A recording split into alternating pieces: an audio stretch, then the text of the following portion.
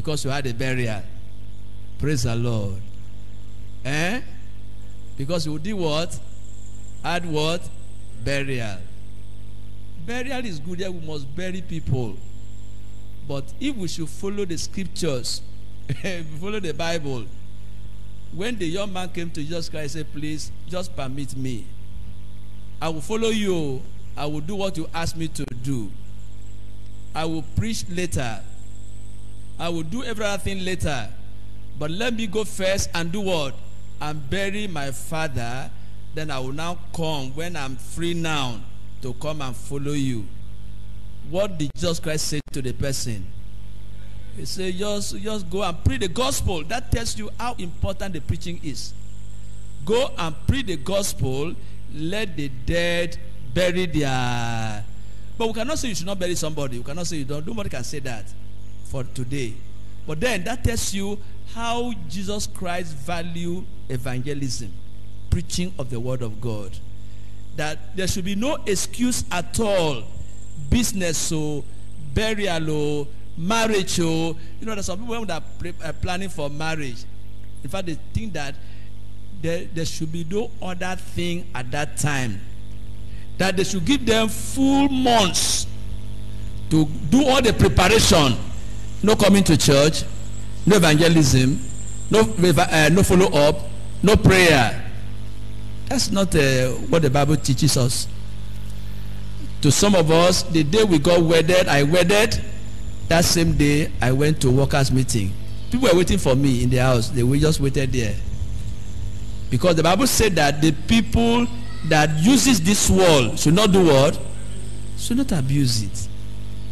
So that tells you that there is no excuse anywhere when it comes to the service of God, when it comes to commitment to God, when it comes to giving your best and putting in your best.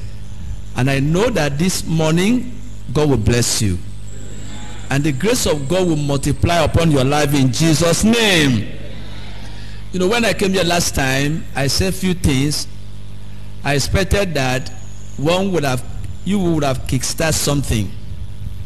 I think the way I met this place is still the way it is today. I'm happy with you. You are good people. Can you clap for yourself first? Thank you very much. So, you know, I was telling your group pastor that I like addition. Now we have faith commitment. Am I right? Am I right? Faith project. Am I right? Don't use faith project as an excuse. Yes, it must be done. But I will not be too happy, and because of faith project, nothing is happening anywhere in the church or in the group. Praise the Lord. Are you hearing what I'm saying now? The faith project is a must, because all of us here are blessed. Okay, I am blessed. I am blessed. I and my family, we are blessed. Are you blessed? Your family blessed? Your children blessed? So, you know, in this faith project, nobody is exempted. Every one of us is captured. Children, adult, father, mother. You know, as I'm talking to you now, you know, when somebody said that when the preacher is pointing one finger to the congregation, the rest of the finger does what? And so I talk to you, I talk to myself. What I am telling you is what I have done. If I have paid my own children already to December, I paid their own, and I paid my own for the last month. It's going to cost us something, but I know. You see, the more you give to God, the more God blesses you. The project we have before us is 4-in-1. Capture it and make it very simple. Simplify it for every member. Very simple. That even the poorest man there, not here. Praise the Lord. Do you hear me very well? I say even the poorest man there can afford to pay, but no poorest man here. Do you understand? That's why I say even the poorest man there. Because among us here, even our children, we are all blessed. Do you hear me very well? I said, what happened? We are all our children are blessed. If you say you are blessed, then you are blessed. God will bless you. But if you count yourself to be a poor man, I cannot give, they're supposed to be giving me. That's why some people made themselves poor. And this project, as I told the leaders and the workers, will open doors to all our members. Through this project, your business will prosper. You'll get a job. God will open the door for you. You see, if you want to prove God, just start giving God. Whatever God says we should do. You know, this project now, we mean that the little you are promised to pay, once you do that, nothing like retreat, every other thing we mentioned there is covered, or should I call it, is compressed into one. Just faithfully doing that monthly, before you know it, you are on the other side, and the thing will be done, and God will be glorified in the name of Jesus Christ. I also want to promise you also, by the special grace of God, that's why I said, whatever happened, you do your part. Between now and next month, no matter what is before us, I'm going to seal this place. Praise the Lord. See, what I'm trying to say is that whatever the work of God is, you know, God is bigger than money. Do you know that? Sometimes when people mention million, I told the workers when I was talking to them, I said, millions does not frighten me. Are you hearing me? Do you know why? Because God whom I serve is the owner of all the money. So if you are frightened by money, okay, how will you be able to count money when you are frightened when you see money? God will never give you what you are afraid of. Am I right? Answer me now. Will God bless you with what you are afraid of? Have you seen a child that is asking for fish, and the father will give the child a very big snake? Have you seen one? That the child is asking for biscuit, and the father will say, please, I will give you 10 stones to chew. Have you seen one? So God will not give you what you are frightened, you know, what will frighten you. So if you are always afraid of money, how will you get money? How will you count money?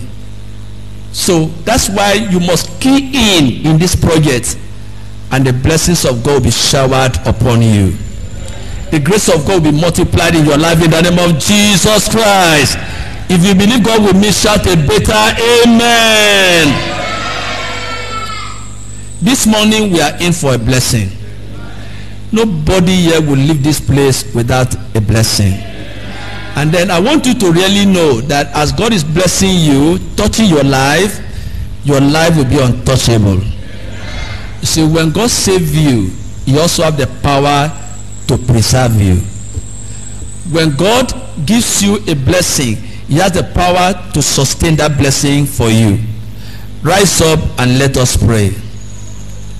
As we go to God in prayers, that Almighty God will touch our lives. Almighty God will minister to our spirit man. Almighty God will bless our soul. That the Lord will speak to you. The reason why you are here this morning will be fulfilled through the scriptures. Open your mouth and pray. And say, God, I've come to you, and I don't want to live here empty-handed. I don't want to live here without a touch from God. I don't want to live here without a blessing from God. I don't want to live here without being blessed by God. That everything we are going to hear, everything we are going to learn, and all the Bible we are going to read, God will use it to minister to your life and make you stronger than before. In Jesus' name we pray. Can you give me a better amen, dear? Father, I want to thank you this morning. We have come here to receive from you. We have come here to receive a touch, not from man, but from you, through your word. Father, I pray you will speak to our hearts. Speak to all the pastors. Speak to all the leaders. Speak to all the workers. Speak to all the members. Turn us around. In Jesus' name we are prayed. Give me a better amen before you sit down. You can sit down. Want to listen to the word of God this morning? on the topic unwaveringly standing up for God's revealed truth. Can we all say that together? Unwaveringly standing up for God's revealed truth. Actually, the word we are going to hear today, God will use it to build up your life. God will use it to strengthen you. God will use it to make you stronger than before. You will know that no matter what comes and what goes, that one is able to unwaveringly stand up for God anywhere, everywhere where there is a revealed truth. We want to read the book of Esther in chapter 3 from verse 1 to 6. Esther chapter 3, reading from verse 1 to 6. Chapter 3 of Esther, verse 1 to 6. I read. After these things did King Ahasuerus promote Haman, the son of Hammedatha, the Agagite, and advanced him and set his seat above all the princes that were with him.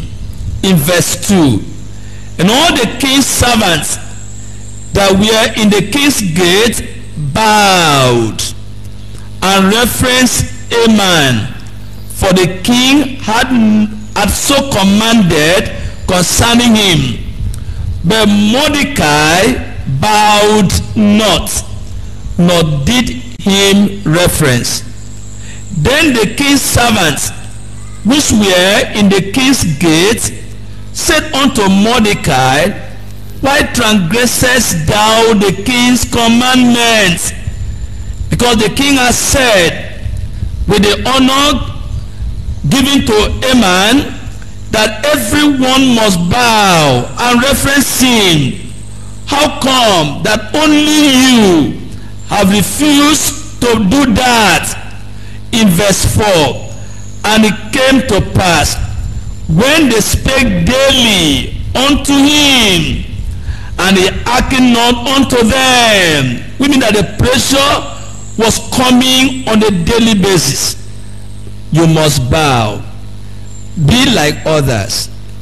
Join the rest of the people. Why must you try to stand alone? Are you the only person here? Everybody is bowing. And the pressure was coming to him on a daily basis unto him, and is hearkening not unto them.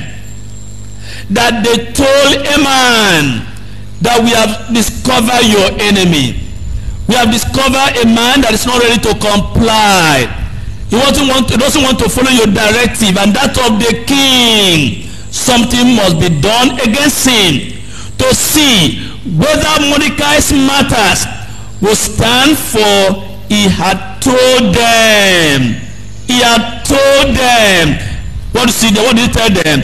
That it was a you. You know, there are some people, so-called Christians, that never can take a stand. There are people that so-called Christian that can never tell anybody anywhere, I'm a Christian, I'm a child of God. Others can do anything. Others may do whatever they want to do. I am a Christian. And a lot of people are ashamed to tell people, that are ashamed to identify with Christ, that are ashamed because all their friends in the place of work, in the office where they are, in school over there, are compromising, and they will hide under the cover of his every man's matter. Everybody is doing it, and they cannot stand out. They cannot stand out and tell others. Others may, you can fall, you can bow, you can do anything, but I am a Christian. They will even tell you, are you the only Christian? All of us here, are we pagans? Are we not Christians? All of us here, this one is a pastor, That one is a leader in their church. That one is a woman leader there. That one is this one. I said, I don't care. All I know is that other can be anything. But I am a Christian. And as a Christian, there are things I must not do. There are places I must not go. There's a sin you must not at any time bow down to. And so he told them, and they knew it. He always emphasized that I'm a Jew. And you know, the culture of Jews was not to bow down to anybody, to any graven image. That does not mean you don't respect people. That's not respect. You know, that kind of bowing down is a kind of worshiping man. And the Jews would never do that. You better cut off their neck. A Jew would never bow. And so he told them, I'm a Jew. So what you are doing is your culture. But for us, for me as a Jew, I cannot practice what you are doing now. It is not a part of us. It's not in our blood, because they were custodians of God's law. They were custodians of God's word. They are conviction, and they know the truth of the word of God, and they can stand for that truth anywhere, even if that will cost their life. And so he told them, I'm a Jew, and they did not even understand what the man was saying. Is he playing with us? Are you the only person there? Let us see how your matter will stand. And I thank God, the matter of Mordecai stood, and your matter will stand. I say your matter will stand. I say your matter will stand. In the village, in the family, they said, let us see how only him and how only him will overcome all of us and overshadow all of us. Watch out, because if you are of God, you can never be subdued. If you are of God, you will never subpedal. If you are of God, you are indestructible. And so he told them, let's see. And then because of that, they plotted. Evil came, the plan came. And what was the goal? In fact, there was what we call a transfer aggression. They moved from Mordecai alone. He was the one that stood. And they now say, because of this man, we are going to eliminate all the Jews where in Shushan. All of them will be dealt with.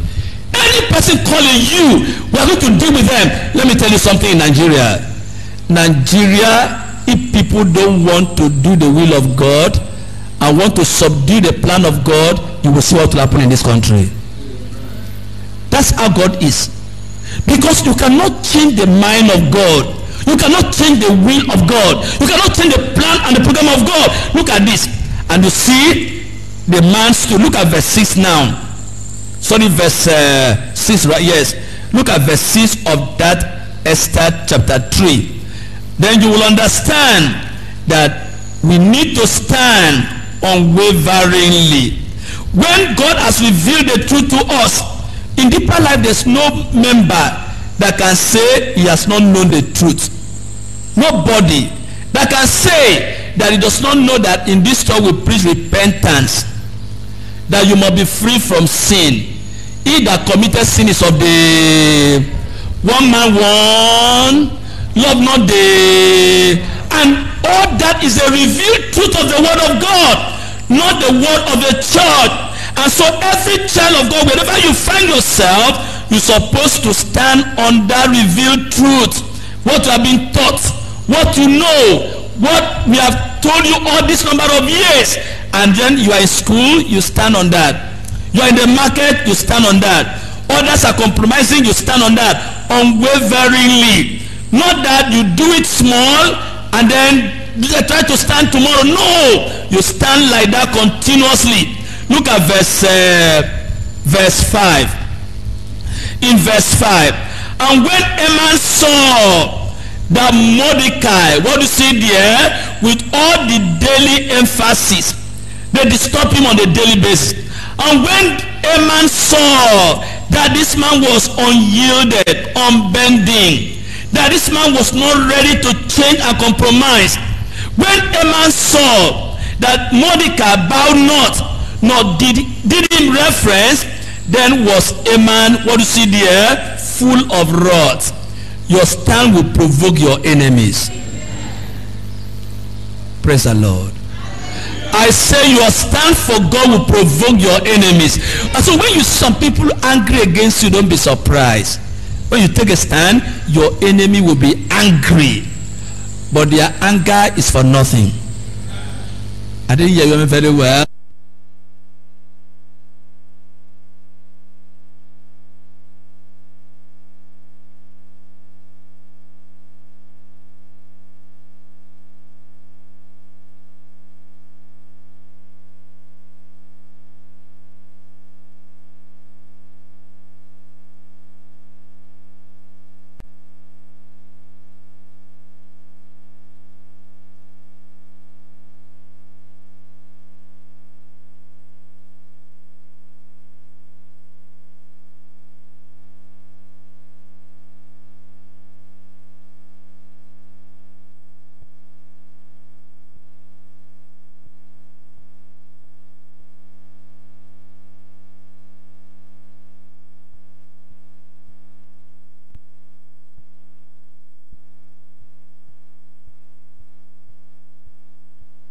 Even the people of who? Mordecai. And they plotted. Look at chapter 10 in verse 3. This Bible will work for you.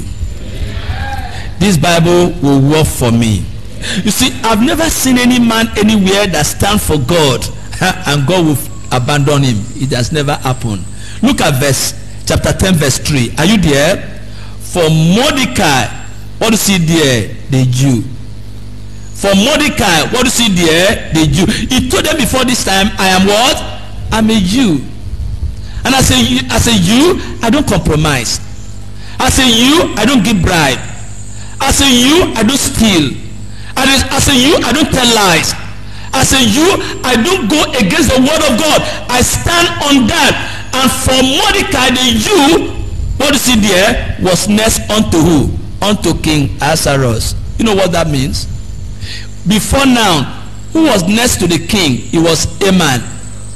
The man that plotted to kill him died, and himself took over his position. That's what God can do. So he was next unto the king, and great among the youths, and accepted of the multitude of his brethren, seeking the wealth of his people and speaking peace to all his seed. Can I hear good amen there?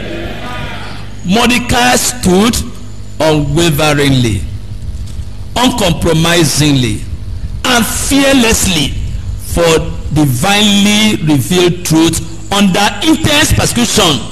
He was neither a prophet nor a priest. You know, that's why some people hide their evil. They try to cover up.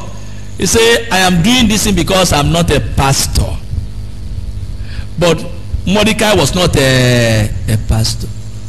I'm living like this, a compromising life. I give bribe, I steal, because I'm not a worker. It's not. He was not a priest. He was not a prophet. He was not a pastor, but he was a Jew. Every child of God is a Christian and must be able to stand for God anywhere, whether you are given a title of a pastor or a zonal leader or a woman coordinator. Are you not a child of God? Don't you have the mind of Christ? Don't you have interest of going to heaven? So whether you are a pastor or not, and so this man was not a pastor, but yet he was able to stand. The Jew will always stand. A man will want to destroy everyone that will stand for God, but I thank God, God will help you to stand. Neither did he hear a voice from heaven. There was no special vision and that God speak to me and God said me this, God said this to me. No, all you know is that I'm a Jew. As a Jew, there are things we don't do. I'm a child of God. As a Christian, there are things we cannot do. It's not just because we're deeper lifer. It's because of the Bible. And I'm a child of God. I can't go this other way. I can't behave this way. And all that. So all he had was the limited written word that he had been taught. Can we say in this church you have not been taught the truth of the word of God, cover to cover? You stand on that truth when it comes to marriage. Do you stand on that truth when it comes to burial? Do you stand on that truth when it comes to exams? Do you stand on that truth when it comes to some other thing that people will do? Every other church is doing it. Other people are doing it. Do you have the knowledge of that truth enough to say, no, this is wrong? Do you have the truth, the knowledge of the truth about the mode of worship or Christian dressing? A lot of us are compromising every day and all that, and we look at other churches and not the Bible. We look at what others are doing and not the Bible. We look at what is going on in the world today and not the Bible. But Mordecai looked at the word, the written word of God, which had been taught and was sufficient for him to stand on. Therefore, God honored him. And as you stand for God, God will honor you. As believers, we must stand up for Jesus in every situation. If we do or do not stand up for Christ, the truth and righteousness, we will fall for Satan. You will not fall for Satan. You will not fall for falsehood. You will not fall for righteousness in the name of Jesus Christ. We are going to look at just 3 points before we pray. Number 1, the conviction and courage of a single-minded non-conformist.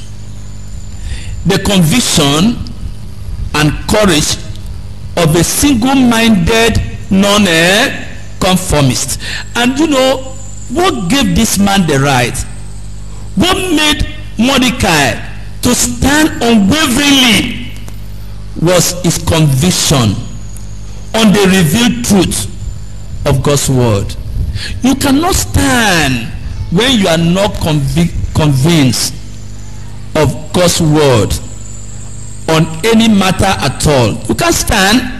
It was his conviction, not what people say, not what people do, not what others were doing. So that conviction on God's revealed truth helped him to stand. That even gave him courage, and then make him single-minded, and it made him non-conformist. We shall be like Mordecai.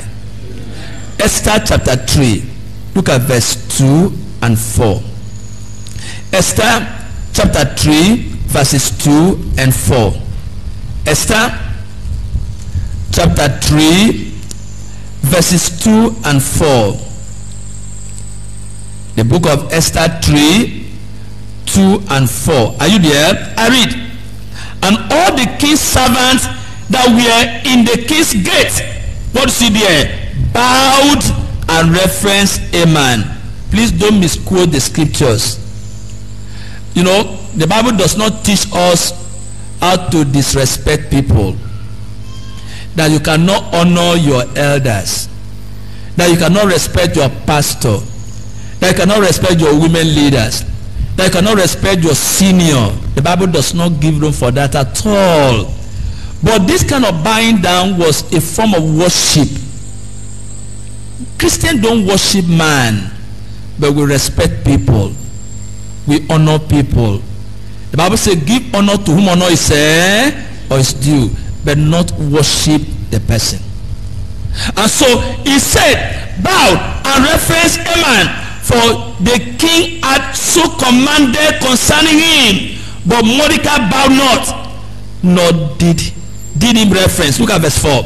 And it came to pass, when they spake daily unto him, and he hearkened not unto them, that they told Haman to see whether Mordecai matters will stand. For he had told them that it was a youth. Let me tell you this one quickly before I continue. See, one of the things that keeps believer from falling is when you declare your stand all the time. When you find yourself in the village, let people know you are a Christian. Anywhere you find yourself, let people know you are a Christian. There are some temptations that will never come to you. When they want to talk, they say, please leave that one. He told us a Christian. And when they know your stand, but some people will go to a place and they will hide their Bible. They will not tell anybody they are born again. They will not tell anybody they are members of Deeper Life, so that whatever thing they will do, shameful thing they will do, nobody will know it. They will count them as one of them. Mordecai told the people, I am what? I am what? Was it a shame? No. Now let me tell you the characters of youth, their behavior. Look at Romans chapter 3, in verse 1 and 2. The Jews were special people. I told you they were custodians of the law. They know the word of God. They have the word of God. Other people that were misbehaving, what do they know? When you go to other churches and see what they do, and then you, a member of Deeper Life, comparing yourself with them, then you are not wise. What do they know? I told somebody that somebody can spend 2 hours in the church, and they will use almost 1 hour to dance, and use 10 minutes to preach the word of God. And when it is time for preaching, because they have danced to the point that they got tired, and just for a few minutes, everybody is sleeping. What do they know?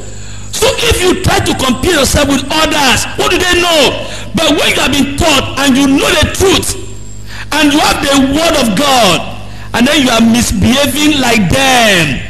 Look at the Bible. In Romans chapter 3, verses 1 and 2.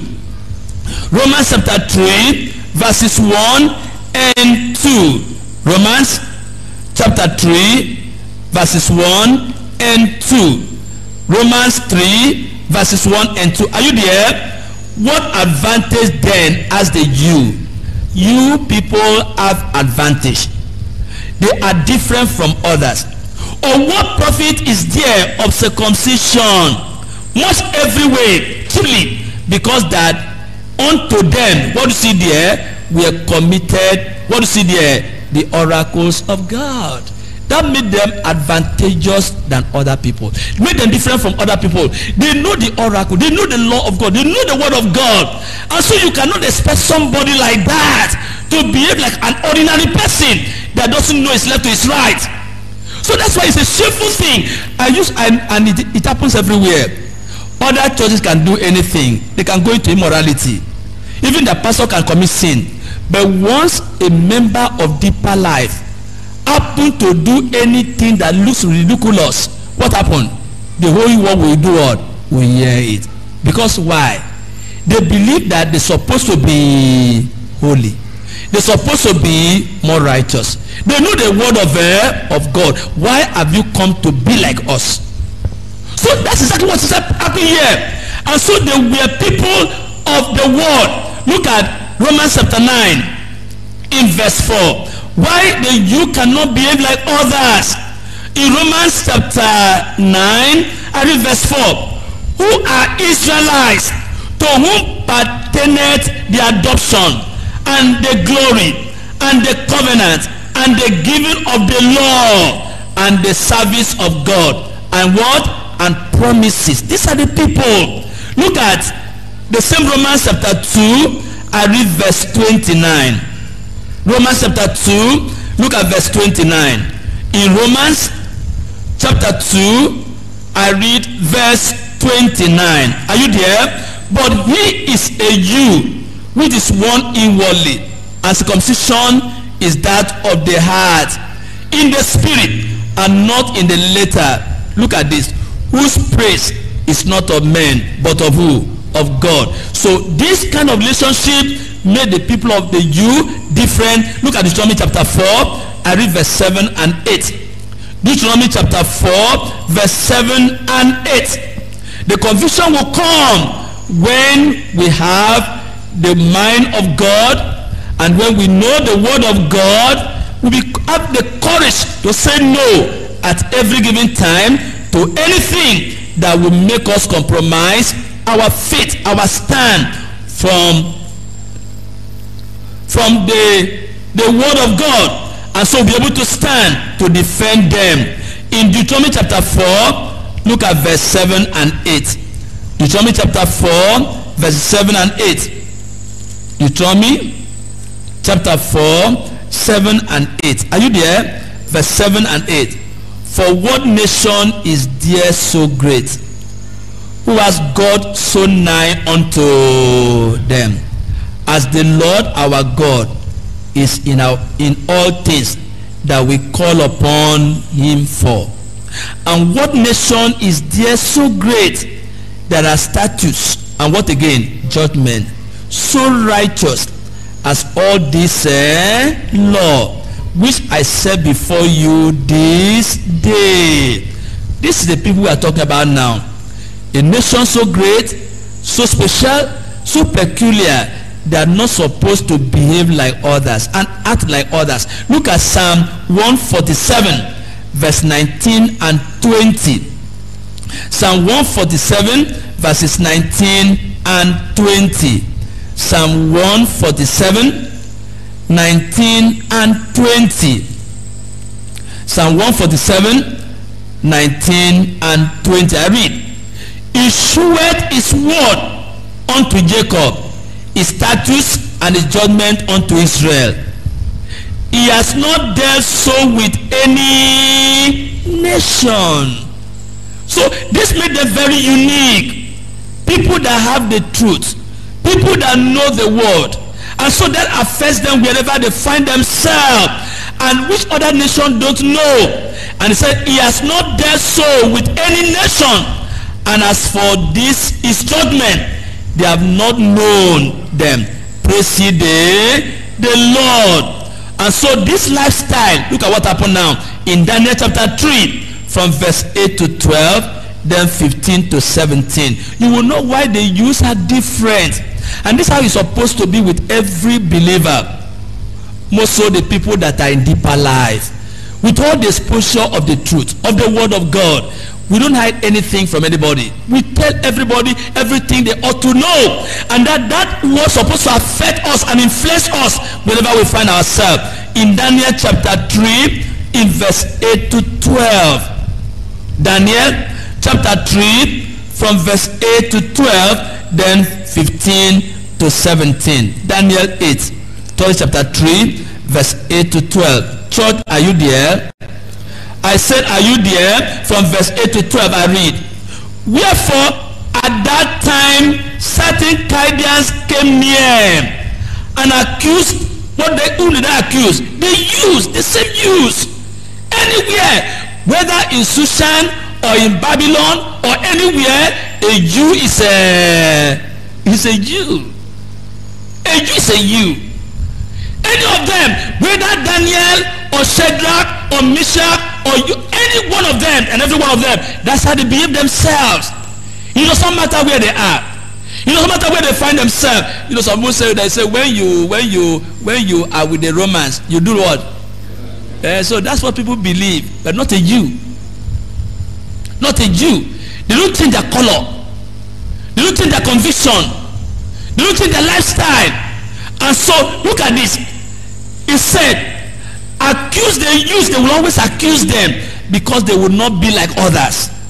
And some people say, well, if I don't join them, if I don't behave like them, they will think, am I the only Christian in this world? Other churches, are they not Christians? Are they not going to heaven? Is it only deeper life? And because of that, I say I'm ashamed. If I don't join them, they will abuse me, they will accuse me, they will say this to me. And all that one is what is making people to become worldly and carnal.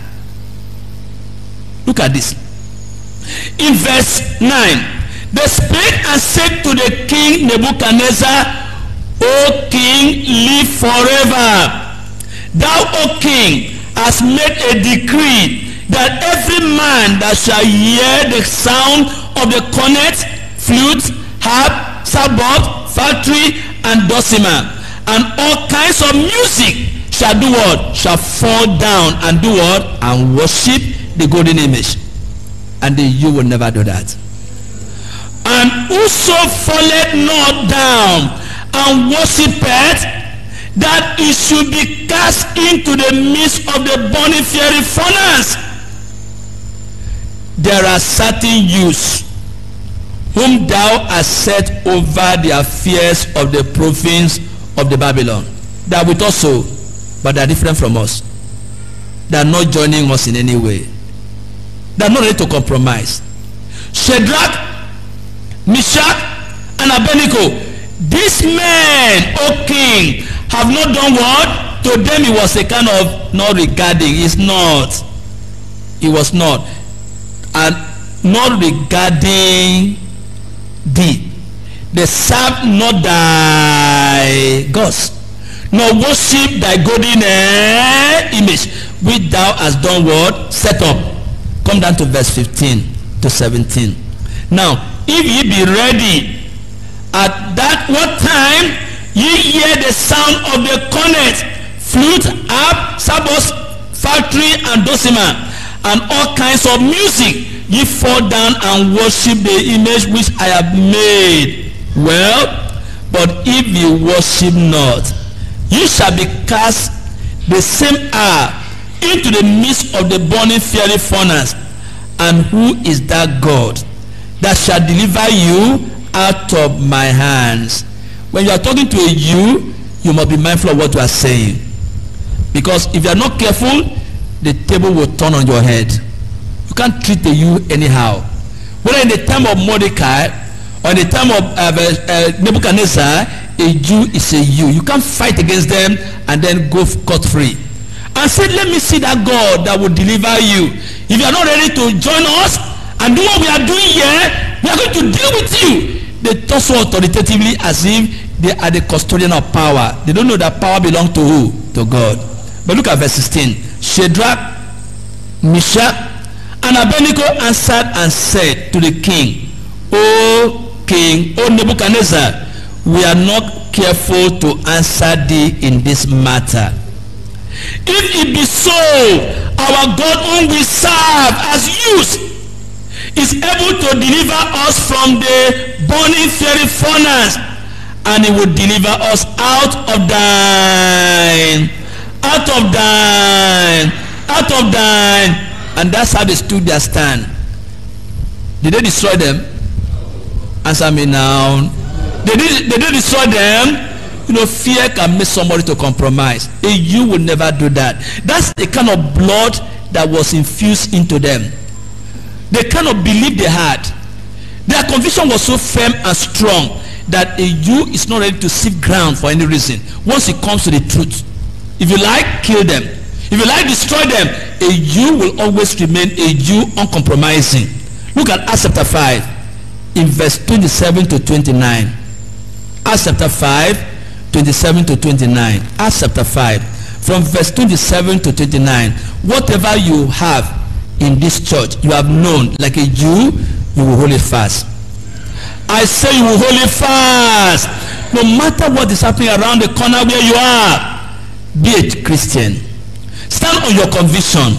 Be courageous, be single-minded, and then don't conform to the world. Look at the Bible. Acts chapter 5. Are you there? From verse 27 to 29. Acts 5, 27 to 29. I read from verse 27. And when they had brought them, they set them before the council. And the high priest asked them, saying, did not we straightly command you that you should not teach in this name? And behold, ye have filled Jerusalem with your doctrine, and intend to bring this man's blood upon us. Then Peter and the other apostles. Can I hear good amen there? What do you see here? You see cooperation. You see unity. You see supportiveness. You know, there are some people, I'll come to that later. Peter and the rest of the apostles, not only that Peter was single out, I said, Peter said, I have conviction. Then the rest of the apostles are saying, Peter, please mellow down. Peter, please change a little. You don't want them to kill us, but not. All of them.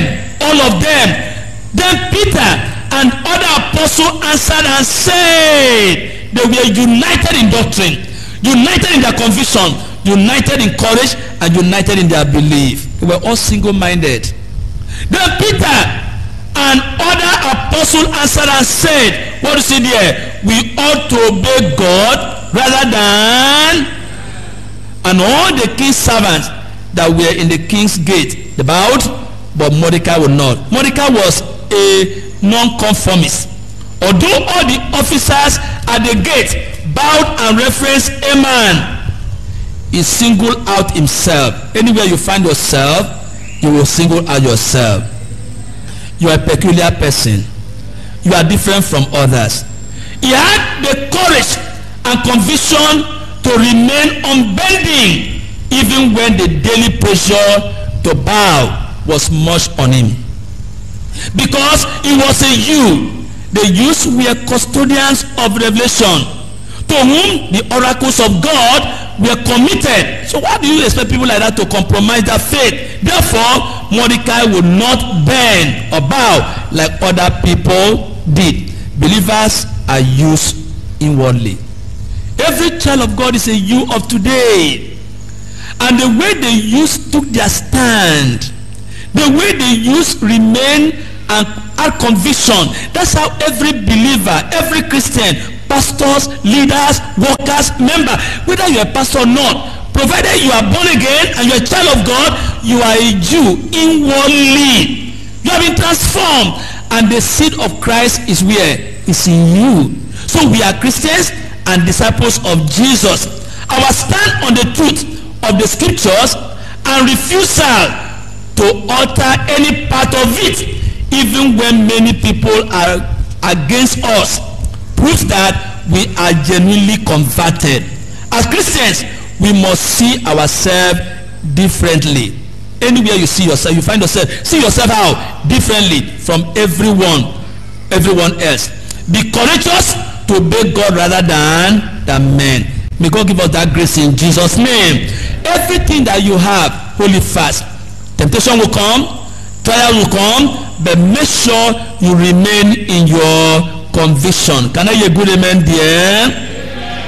A Jew remain a Jew anywhere, everywhere. Can I hear a good amen there? I say, can I hear another amen there? Amen. Tradition will never change or nullify the truth of God in our lives. They have their own belief, others may, but we cannot. They may want to do whatever they are doing. There is a difference between, as I told you, respect and worship. Now we go to point 2 by God's grace. Look at point 2. Point 2. The cooperation and cross-bearing of a supportive congregation. This is a congregation I am looking out to see in Bonny region, in town group. You know, if you look at these people, both Mordecai and all the rest of the Jews, they have one mind. Am I right? Am I right? They speak one in one voice. All of them were going through suffering, but none of them changed their mind. None of them, you know, a Jew is a Jew, whether it's a member or a pastor or a leader.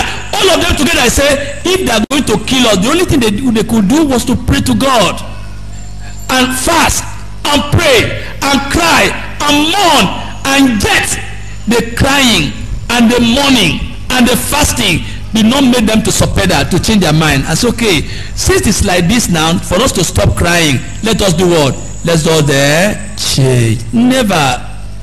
They could fast, they could pray, but they will never change their conviction. So you can see the cooperation. All of them together supported Mordecai. Mordecai, you are the one that refused to bow.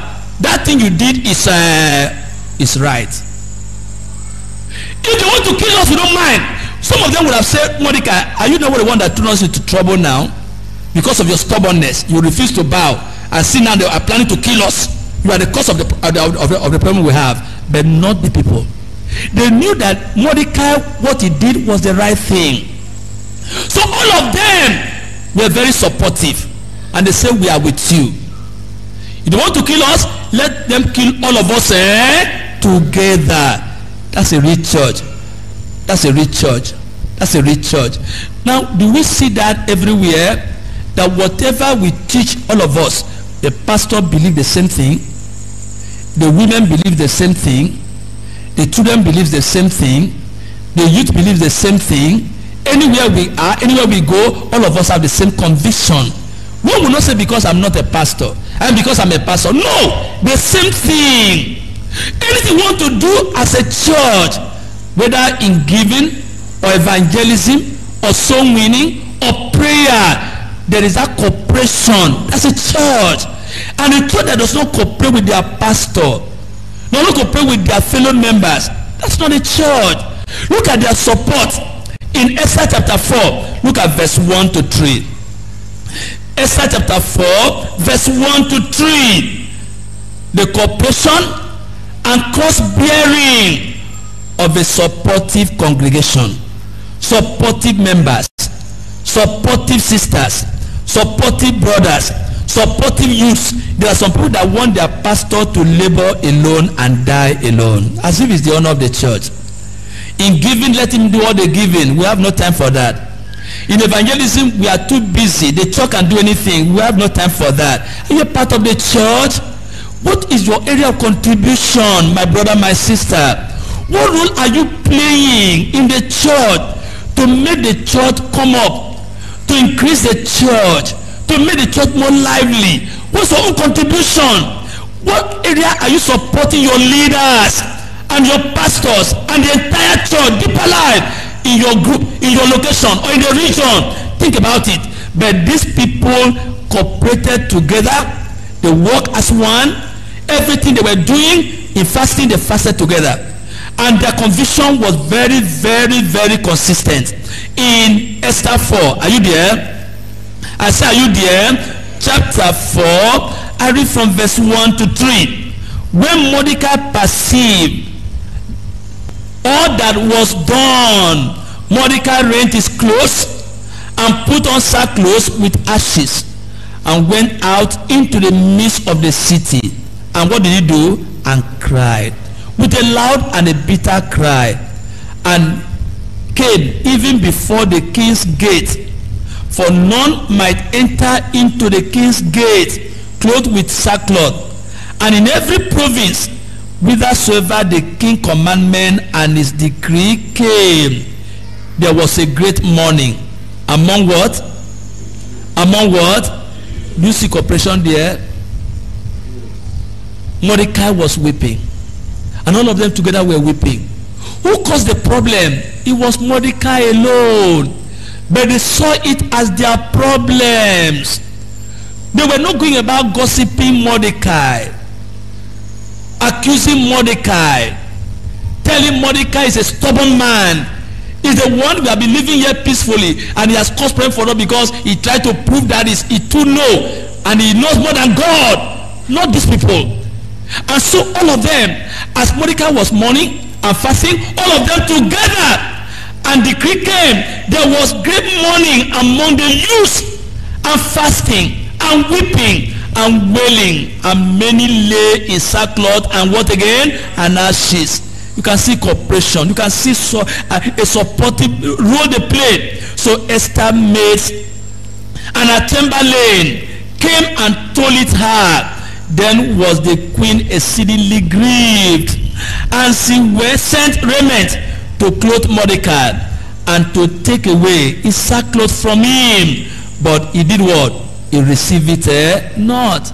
He was not having pleasure in all that. All he wanted was a change. May God give us this kind of spirit in the name of Jesus Christ. All of them together mourned and fasted together, prayed together. No room for gossiping, no room for backbiting, no room for accusing one another. No! All of them bear the cross together. All of them bear the burden together. All of them bear everything together. They saw themselves as one united force together. No wonder God honored them. And I pray as we unite together as a church, God will honor us. God will bless us. Look at Exodus 24, verse 3 and 7. Exodus 24, verses 3 and 7. Exodus 24, verses 3 and 7. Exodus 24, verses 3 and 7. Church, are you there? I read. And Moses came and told the people all the words of the Lord. And all the judgment and all the people answered with one voice. What did they answer? And said, all the words which the Lord, what is it there? Has said, what they say, we will do. You can see unity there. And all of them cooperated to obey. We hear the word of God on Sunday, on Monday, during the retreat, every time, fellowship.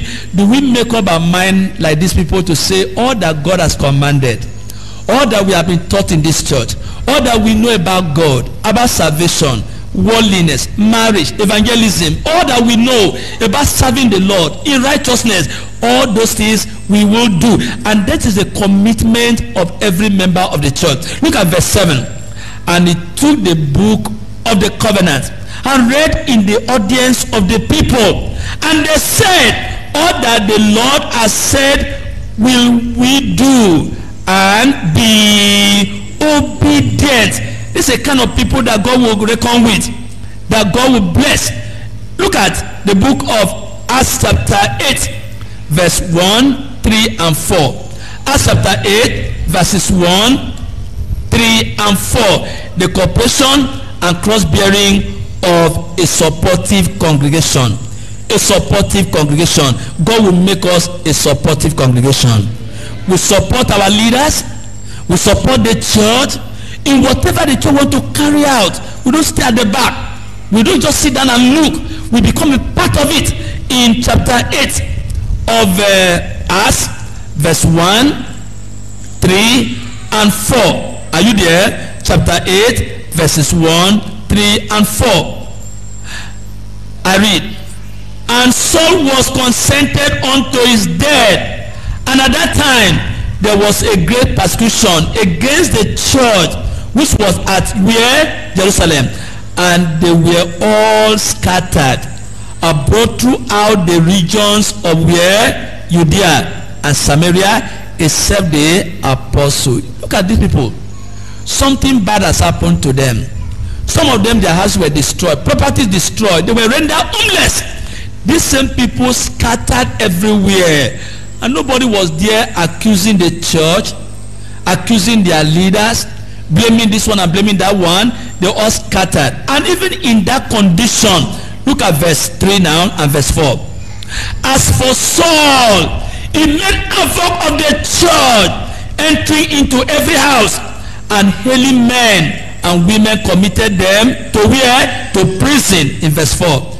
Therefore, they that were scattered abroad as a result of problems, persecution, trials, went everywhere complaining. Are you there? Went everywhere murmuring. Went everywhere accusing one another.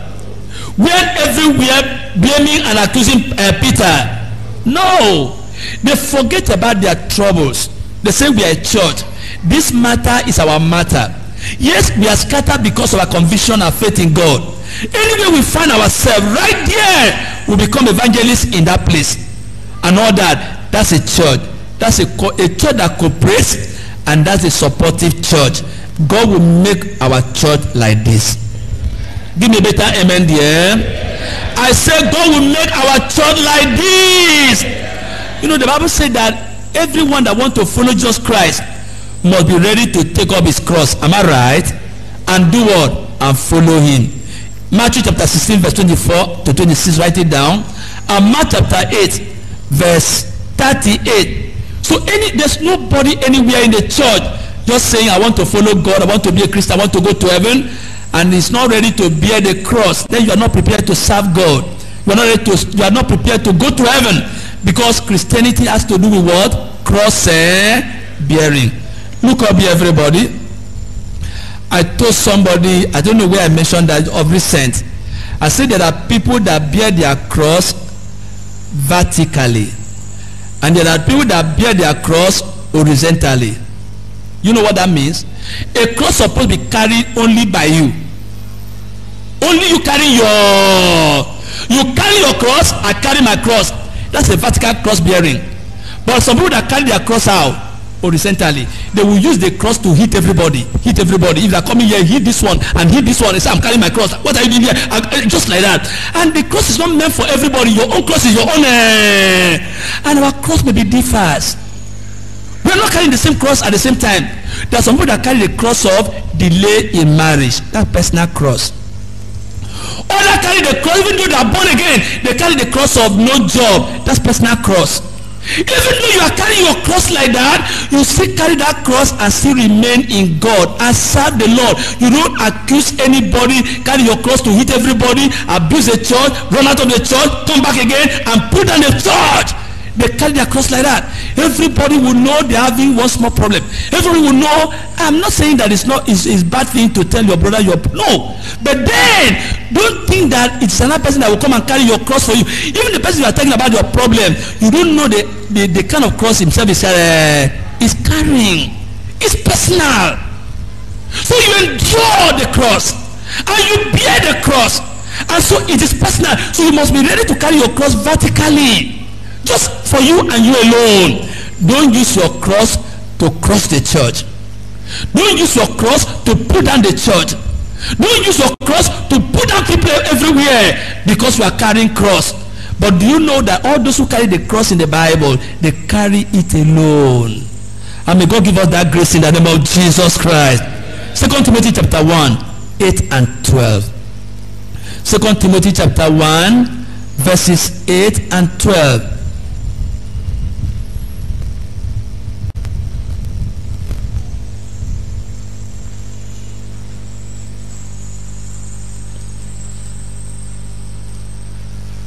Second Timothy chapter what? Chapter 1 verse 8 and 12. Chapter 1 verse 8 and 12. Chapter 1 verse 8 and 12. Are you there?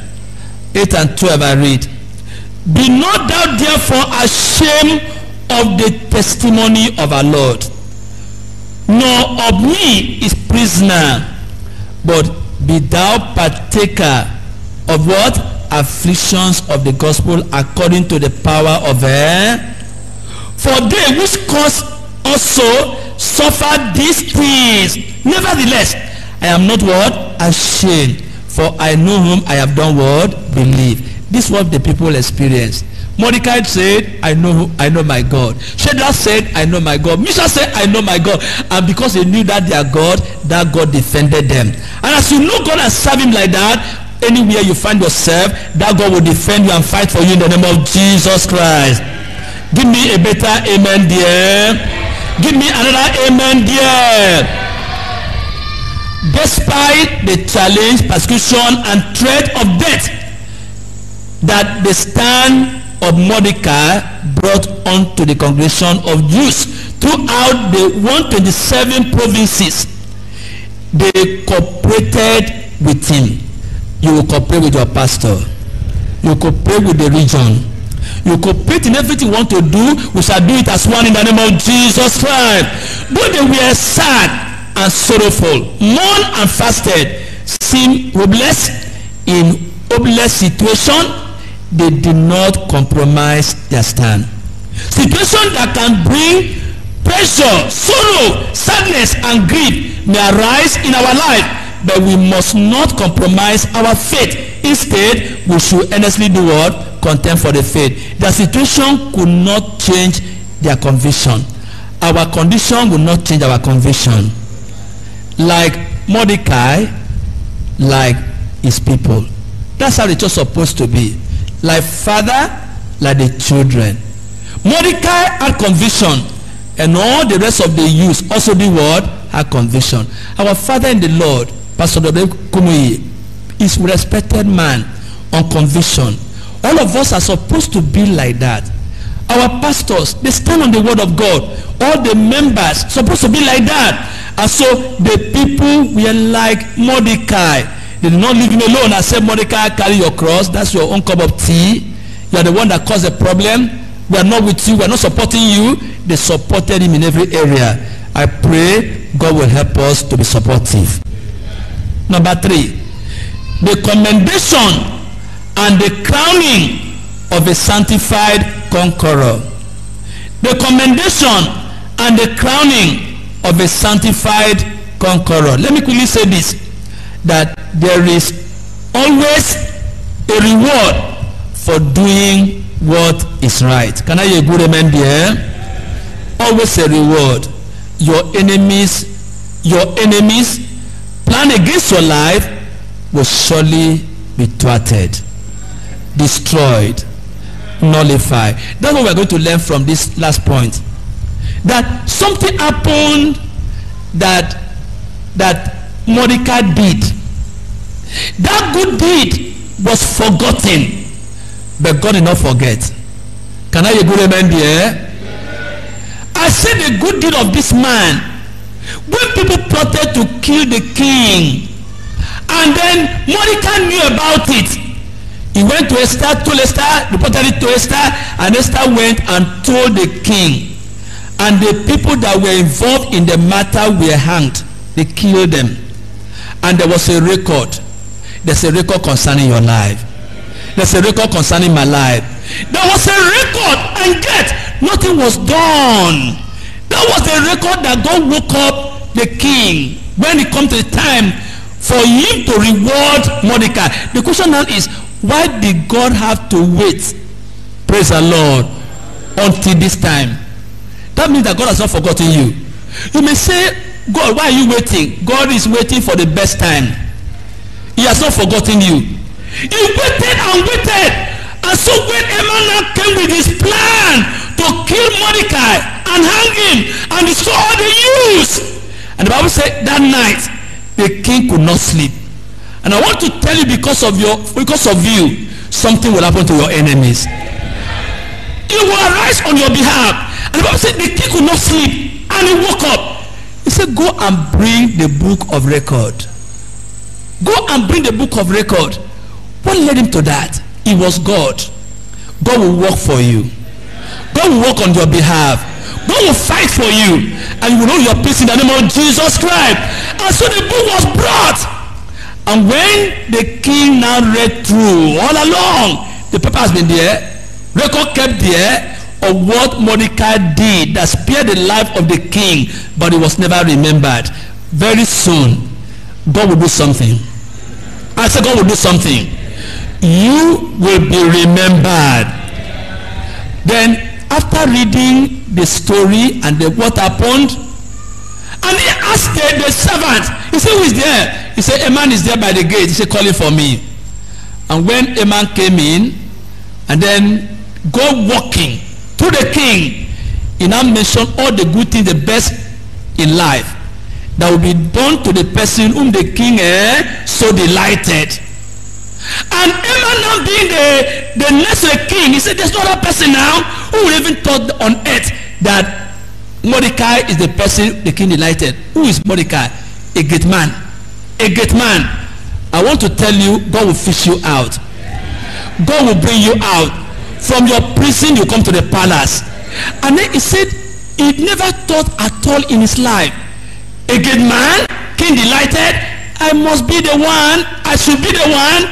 So all the good things he can mention on earth, he now begin to mention them. I mention them, I mention them, I mention them. And the thing is sweet his heart. I'm the one, I'm the one. He mentioned them. After all said and done, the king now said, you must not minus anything from what you have said. Don't reduce anyone. All the things you have said now must be done to who? To Mordecai. Can I hear you shout a great amen there? Yeah. I am a Jew. I'm a Jew. He told them, I'm a Jew. You can't defeat a Jew.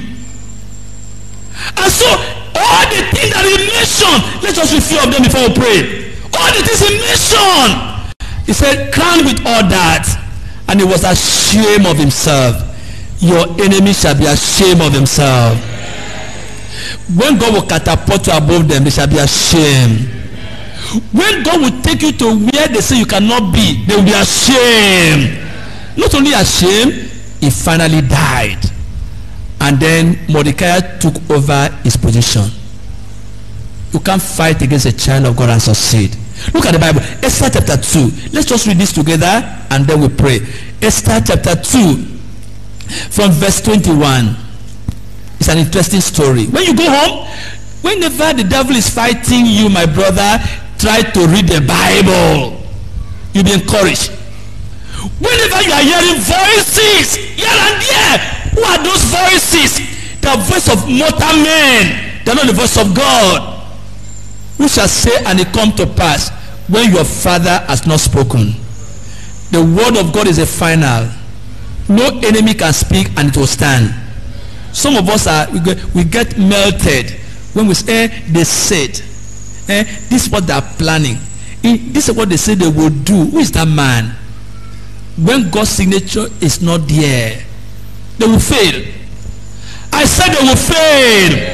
Look at Esther chapter 2 from verse 21. Esther chapter 2 from verse 21. Esther chapter 2 from verse 21 to 23. Are you there? From verse 21 to what? In those days, while Mordecai sat in the king's gate, two of the king's chamberlains, Bishan and Teresh, of those which kept the door, were wroth and sought to lay hands on the king Ahasuerus. And the king was known to Mordecai, who told it unto Esther the queen, and Esther satisfied the king thereof in Mordecai's name. Look up, everybody. I want to tell you something here. You know, there are some people that make a kind of what we call anonymous report. He said, I don't want to report so that they will not know I am the one. I'm the one. You see evil, you see bad thing. Please, even, okay, I am telling you, when you talk to them, don't mention my, why are you hiding? The Bible, he went to Esther. He could not go to the king because he didn't have opportunity to see the king. He went to Esther, and when Esther was making the report to the king, he did it in the name of who? So they knew. Now listen to me now. Listen to me now. Now, if Esther did not mention the name of Mordecai, and then the time of reward has come, that's the question now. Whom would they think now reward? Do you see now? He knew his name, that this was a young man, even though he was not the one that went to the king directly, but Esther mentioned because he was from him. Mordecai did not say, please don't mention my name so that they won't. No, he mentioned his name. And so when it is time for reward, it was the name that was rewarded. Your name is recorded. I say your name is recorded, and when the reward will come, it is you that will get it.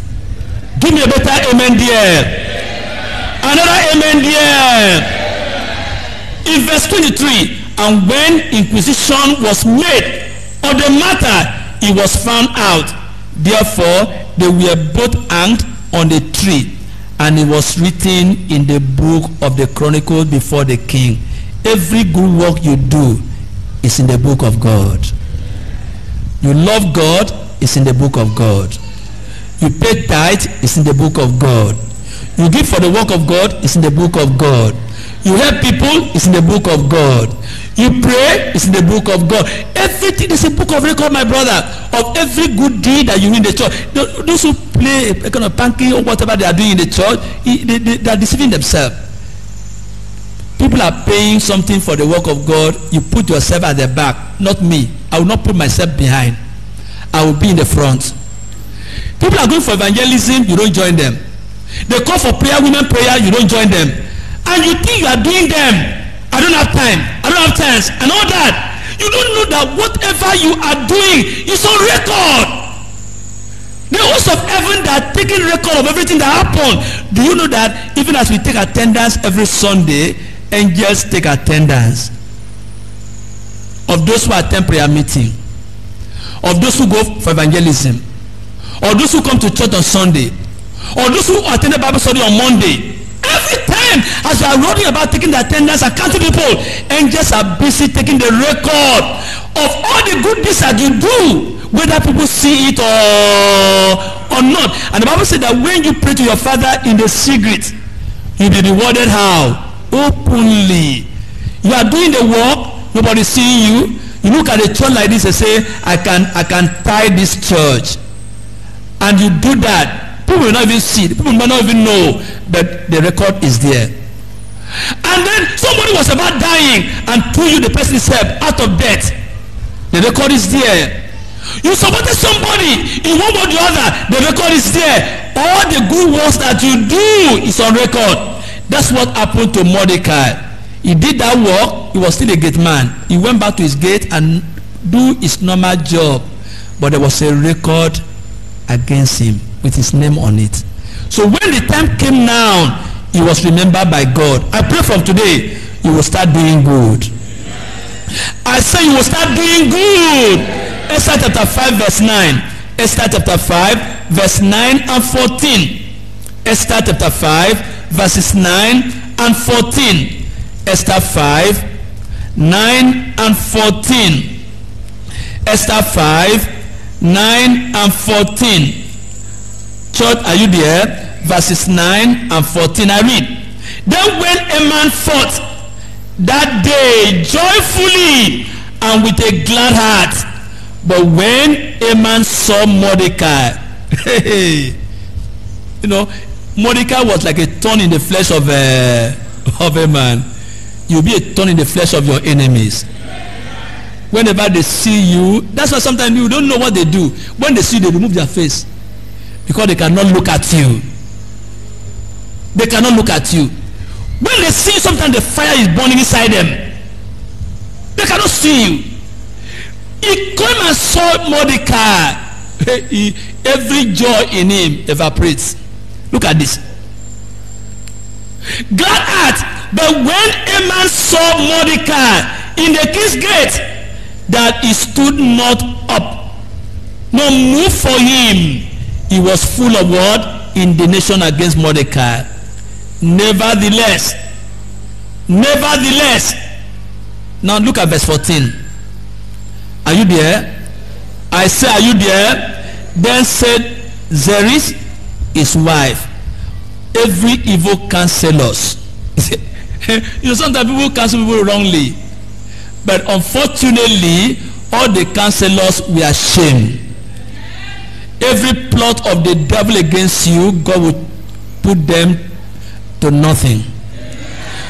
They counsel him, his wife and all his friends unto him, let a gallows be made of 50 cubits high, and tomorrow speak thou unto the king that Mordecai be hanged thereon. Then go down merrily and enjoy yourself with the king unto the banquet. And the thing did what? Please a man. And he caused the gallows to be made. He was preparing his grave. He didn't know. But not for Mordecai. He can't walk. The evil advisors told him, this is what you must do. Because for you to have your peace and have your joy, make sure this man is removed. Make sure this man is kicked out. Make sure this man is destroyed. Then you can freely move. Every other person will bow. This you will not be seeing him again. So make sure you do something to take him away. You can't take Mordecai away. You can't take the youth away. That was the evil advice. But do you know that advice now boom around? Praise the Lord. Every plan of your enemies, what will happen? There will be a boom around. There will be a boom around. That evil advice boom around. Look at the Bible. In chapter 6. I may not have the time because of it's long. You can read from verse 1 to 13. But let me just pick 3 verses. Chapter 6, verse 1. Let me just read a few verses out of that. Look at verse 13. Are you there? I said, are you there? And Haman told Zeresh his wife. When he discovered that the more he was planning, the more Mordecai was gaining ground. He has taken over from me already. That same people that advised him now. See what happened now. Haman told Zeresh his wife and all his friends everything that had befallen him. Then said his wise men, and who again? Zeresh his wife, unto him, if Mordecai be of the seed of the before whom thou hast begun to do what? To fall, your enemy will fall. Thou shalt not do what? Prevail against him, but shalt surely do what? Fall before him. That's the thing. The same people that advised him do this against him, when they now saw that the thing was going against a man, going against him, say, who is that man? He said, you. Say, I beg, you better come down, because if it's a you are wasting your time. That instead of succeeding against him or prevailing against him, you are the one to bow before him. Your enemies are bound to bow before you. You see, it's not you. That's the Bible. And so with that, I tell you the end of the story. In chapter 7 now, verse 9 and 10, and I read chapter 10, then we pray. Look at chapter 7, 9, and 10. I just take time to read this to encourage your heart. If you are passing through anything in your life today, that matter shall be over. God will encourage your heart. You will know you have God on your side, and because God is there, you can never be a failure in the name of Jesus Christ. When you take your stand for the Lord, don't forget God will be with you. In chapter 7, 9 and 10, chapter 7 verses 9 and 10, chapter 7 verses 9 and 10, are you there? And Harbona, one of the chamberlains, said before the king, behold also the gallows. All the other one in the corrected Mordecai was not enough. How Mordecai took over from him, that was not enough. That if the ring from the hand of Haman was removed and give it to who? To Mordecai, that was not enough. Bringing him so low, that was not enough. The man said, that's not enough. All that one is not enough. He must also do what? Die. Can you see that kind of thing? So all this other kind of bringing him down, the disgrace, the shame, he said this man is not worth living. He said, God, apart from bringing him down king, you have removed him from the position, you have taken all the robe from him, you have removed the ring from his hand, and then Mordecai has taken over from him now, and all the youths now are jubilating, there's peace everywhere, everything about them have been rewriting, and all that. He said that's not enough. There is something he prepared for Mordecai. He must go there. Praise the Lord. You can't play with God. I say you can't play with God. God will speak for you. I say God will speak for you. All this, was it Mordecai speaking for himself? No. Look at it. And Harbona, one of the chamberlains, said before the king, behold also, we mean that plus other ones that has happened, the gallows 50 cubits high, which Haman had made for Mordecai, who spoke good for the king, standeth in the house of who? Haman, in his own house. Then the king said, what do you see there? Hang him thereon. Hang him thereon. Hang him thereon. Hang him there. Look at verse 10. So they hang Haman on the gallows that he has done what? Prepare for Mordecai. It is not you that will go to that grave. It's not you that go to sorrow. Look at the place he prepared, the gallows he prepared, he was the one that went there eventually. Then was the king's wrath pacified. The king was happy that he has accomplished his work. God used him to accomplish his work. God will use anybody to fulfill your desire in the name of Jesus Christ. Now before we pray, look at chapter 10 now, verse 2 and 3. And see the end of everything now.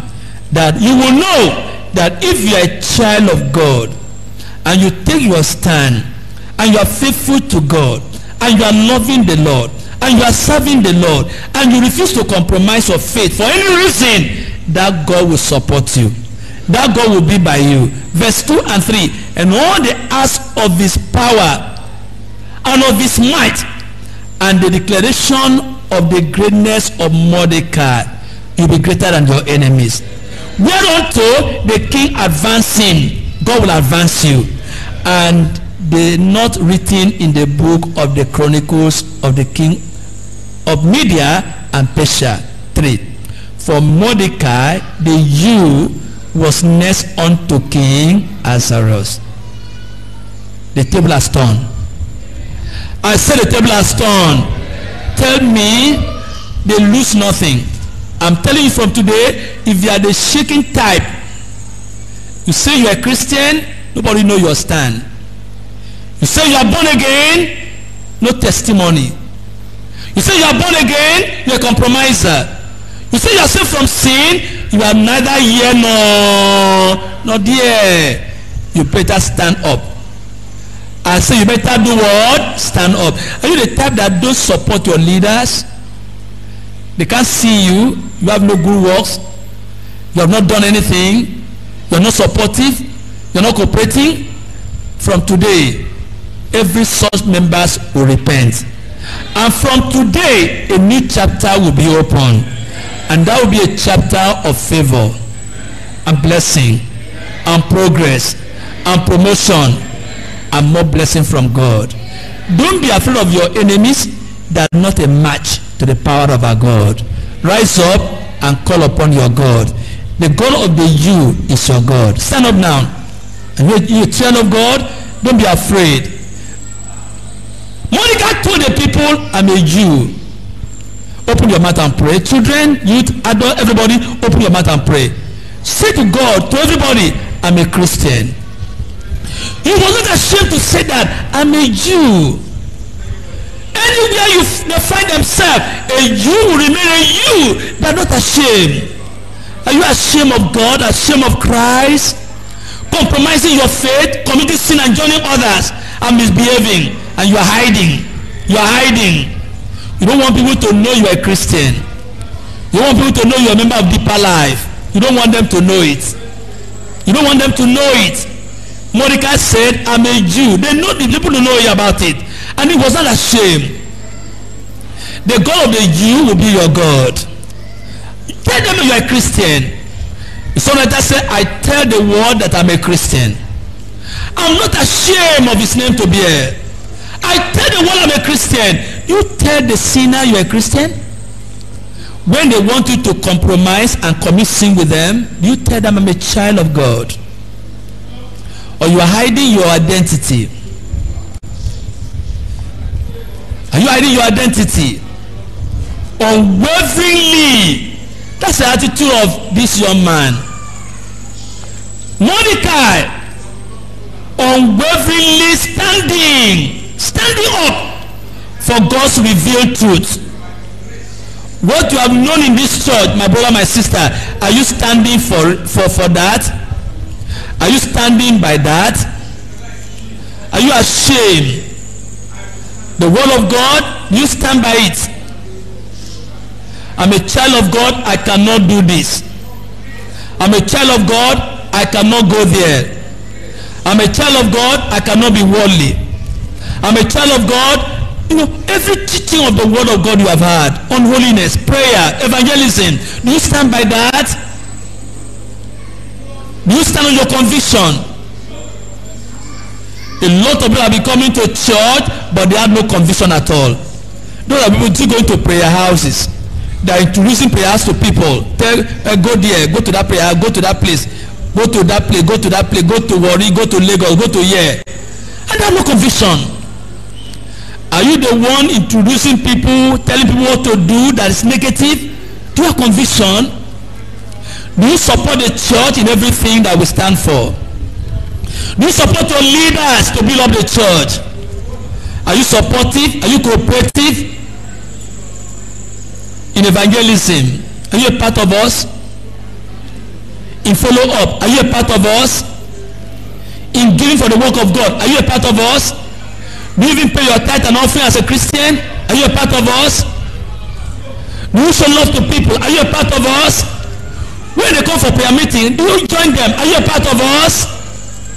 The deed of Mordecai was remembered. What are you doing? What are you doing? What are you doing that God will remember you of? This young man did something. And when the day of recording came, the day of reckoning, this man was remembered by the king. He was remembered by the king. My brother, do something in the church. Do something for people.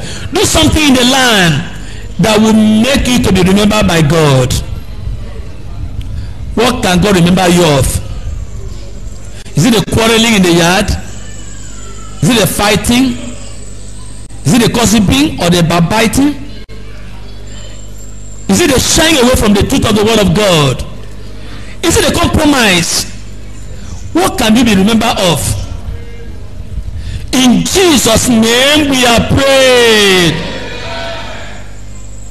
All the Mordecai in the church, give me a better amen.